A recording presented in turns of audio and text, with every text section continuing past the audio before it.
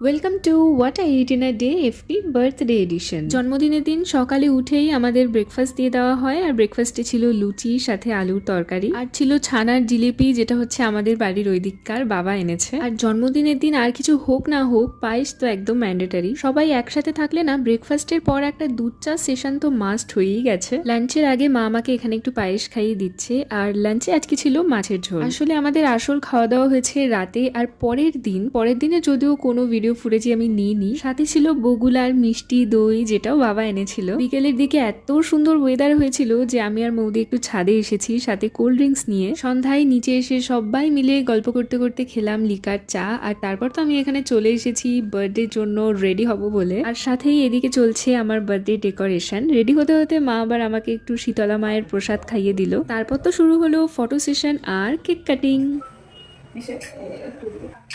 Video আছে। সব celebration complete হয়ে যাওয়ার পর এখন আমি বসবো আমার গিফটস আনবক্সিং করতে।